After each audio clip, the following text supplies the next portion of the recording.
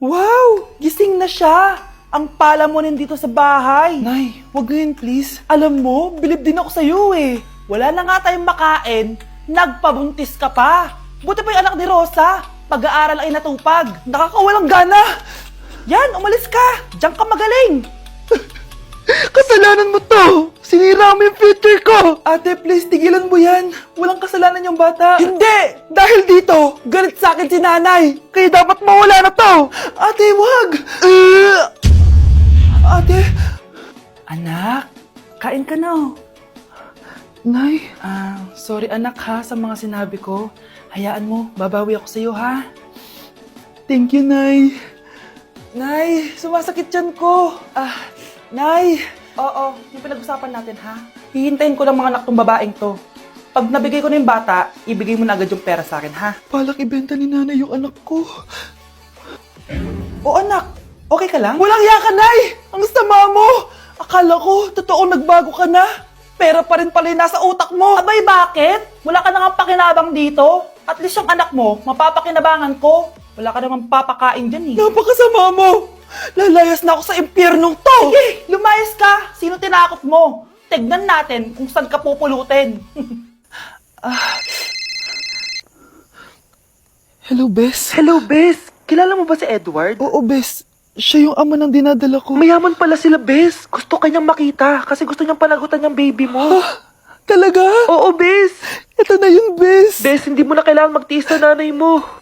Hindi pwedeng anak ko lang ang makikinabang sa yaman ng lalaking yun. Dapat ako din. Ang isang 50% po ay mapupunta sa isa niyang anak. Ano? Baka yan yung isa naming anak na nawala? Oo, sa amin na lang yan. Ako! Ako ang isa pang anak ni Ramon. Oh, akala ko ba nawawala yung isang anak ni Ramon? Attorney naman, huwag ka maniwala dyan. May sakit kasi sa utak yan. Wala akong sakit, attorney. Maniwala ka, please. Kailangan ko pa ng sapat na ebidensya para maniwala ako sa'yo. Sige na, babalik na lang ako. Ito na ba yung bagong bahay ng anak ko? Ikaw babae ka? Sinubukan mo pang agawin sa amin ng kayamanan ng tatay mo? Ang sama nyo, tita! Gusto nyo kunin lahat! Well, hindi naman maniniwala sa'yo sa attorney dahil wala kang ebidensya. Tao po, attorney po ito. Nandiyan si attorney. Halika dito. Ayan, ikukulong muna kita dito sa bodega hanggat hindi ko pa nakukuha mga kayamanan. Yes, attorney. Hawak ko na ang 100% ng kayamanan ni Ramon. Nandito na ang titulo, papeles at cheque ng mga kayamanan niya. Ay! Salamat, attorney, ha? Scarlett, hindi ko na alam kung ano nangyayari sa nanay ko. Pero huwag ka mag-alala. Ako bahala sa'yo. Kailangan na matigil tong pinagagawa ni nanay. Tao po. Sino ka? Ako po yung nanay ni Scarlett, yung anak din ni Ramon. Totoo ba to? Pinagsasabi mong babae ka? Kami lang ang pamilya ni Ramon. Attorney, huwag ka magpaniwala dyan. Peke yan. Hindi to peke. Pwede mo ipacheck to sa attorney. Kaya ilabas mo na siya.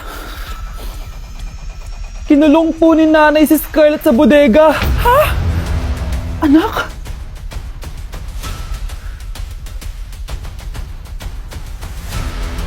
Anak! Umagang-umaga, cellphone agad hawak mo? Tignan mo ito napanood ko. Huwag mag-cellphone agad pagkagising mo sa umaga kasi pinapataas mo lang ang stress levels mo. Ano ba naman yan, Nay? Oh, doktor na may sabi ha. Tigilan mo na yan. Maniniwala pala tayo sa doktor. Sige. Grabe ang init. Paniligo na nga ako. Nay, may napanood ako oh. Kung may nagsabi sa'yo na dapat kang maligo araw-araw, isang malaking kasinungalingan yan. Oh, sabi ng doktor, Nay, bawal daw maligo araw-araw. Ba't ka naliligo? Oh, sige, di na ako maliligo. Kung akala mong healthy ang mga prutas, pakinggan mo tong sasabihin ko. Oh, Nay, nagsalita na yung doktor ha. Huwag ka na kumagat dyan. Pati ba naman prutas? Ay, magmamatcha na lang ako. Kung akala mong healthy ang mga matcha, pakinggan mo tong sasabihin ko. Hala, sabi ng doktor, hindi daw healthy yung matcha, Nay. Huwag mo na inumin yan ha. Pati matcha bawal. Sinisira mo ang utak mo sa paggamit ng mga betchin. Oh, Nay, sabi ng doktor, sinisira mo daw utak mo. Huwag ka na maglagay niyan. Tama na! Oo na, lahat ng ginagawa ko masama sa akin. O sige na, titigil na ako. Basta mag-cellphone na ako Sige na, mag-cellphone ka na. Pero huwag ka magpupuyat masama pa rin yon. Malaking kasinungalingan yung sinasabi nilang bawal ka magpuyat. Anong sabi mo, Nay? Sabi ng doktor, pwede naman Bye! Nay! Impostor? Bakit nandito ka, ha? Walang iya ka? Bakit mo ako ginagaya, ha? Baka nakakalimutan mo. Nanay mo ang sumira ng mukha ko. Ha? Wow!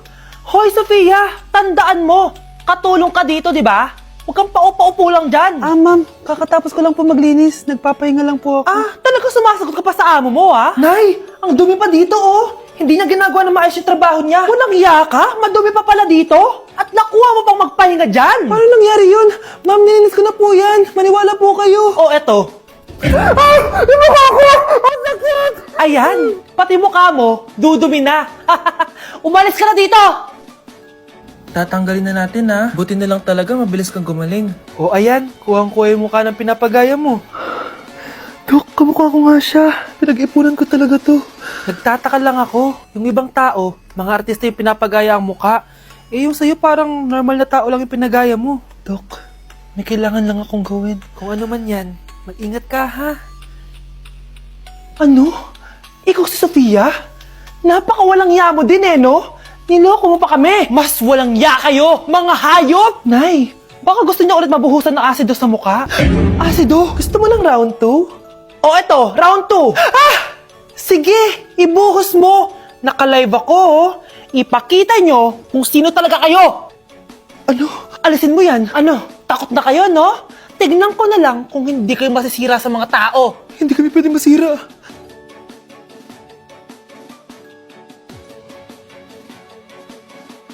Kapag pinirmahan mo to, akin na lahat ng mga kayamanan mo. Pirmahan mo na. Tita, wala naman ako field trip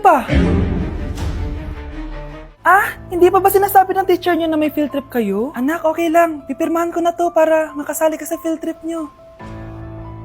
Walang ya ka talaga, Rosa. Wala ka talagang titira sa akin, ha? Manda ka talaga sa akin. Mabilis ka talagang utuin, Susan. Salamat, Mare. Ramon, napapirma ko na siya. Atin na ang bahay, pera at mga ari-arian niya. Magaling ka talaga, Rosa.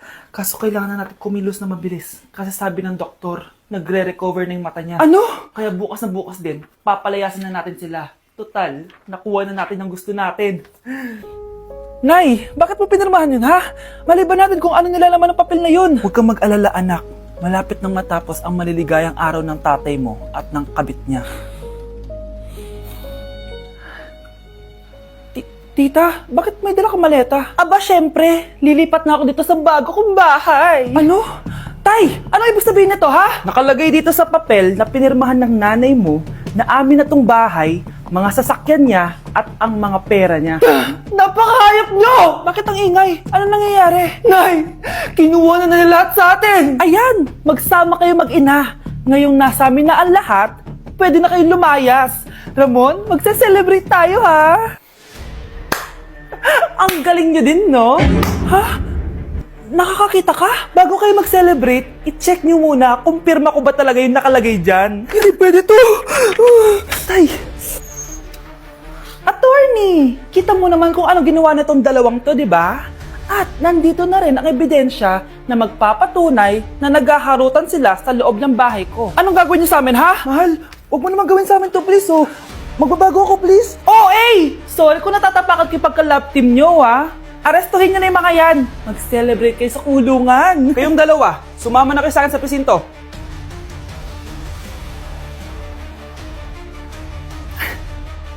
Hoy, be! Napapansin ko palagi ka dikit ng dikit sa crush ko, Kahit anong gawin mo, hindi ka papansinin nun. Lumayo-layo ka dyan. Baka masampal kita nito, bura mukha mo. A few moments later. Thank you! Wow, sana all! Ang corny naman! Ano kaya nakakakilig dun? May inggitera na naman sa gilid ko, Palibhasa! Walang nagbibigay sa kanya neto! Aanhin ko yan, be! Yung bulaklak na hawak mo, bukas, lanta na yan! Yung chocolate, di ba may mani yan? Nakakatigyawat yan, be! Che! Bitter! Sinabihan niya akong bitter. Baka totoo nga. Ayoko maging bitter. Hi, wala naman nagmamahal sa akin. Mamamatay na lang ba talaga akong mag-isa? Hi, para sa'yo to. Para sa akin? Salamat! Ang sarap pala makatanggap ng ganito. Asan na yung bayad? Bayad? Binibenta ko yung te. Asan na yung bayad? Para makabenta na ako dun. Oh, ito. Happy Valentine's. Gusto ko nang bumitaw. Anak, maganda ka na. Bibili tayo ng bagong kotse. Talaga po, Nay? Excited na ako. Oo, anak. Kaya mag-bihis ka na. Tara na. Sige po, Nay. A few moments later. Welcome po, ma'am. Bibili po ba kayo ng kotse? Pumunta kami dito sa car shop, di ba? Baka submarine yung bibili namin. Meron po kami dito, ma'am. Bagong-bago. Murang-mura. Aba, anong tingin mo sa akin? Walang pera? Judgmental ka, ah. Di naman po sa ganun, ma'am. Tignan niyo po. Sige, titignan ko. Ang ganda, di ba, ma'am? Wow, ang ganda nga. Tapos, ang bango pa. Wow, ang ganda. Magkano ba to? 20,000 lang po yan, ma'am. 20,000? Ba't ang mura? Baka may sira to, ha? Wala pong sira yan, ma'am.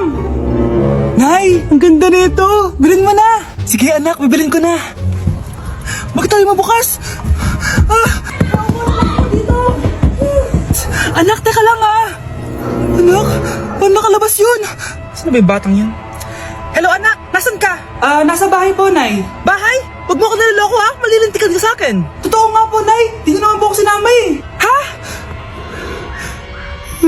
Nay, bilhin mo na tong kotse. Kumalma ka nga, Mare. Kakanood mo yun ng horror drama, eh. Manood na lang tayo dito sa Loklok. Dito, marami kang pwede panoorin at free lang to, guys. Ito nga pala yung horror na pinapanood ko ngayon. Super nakakatakot nito, guys, at super nahook ako. Oh, di ba? Ang galing. Manood na lang tayo dito. O ikaw, manood ka na rin dito sa Loklok.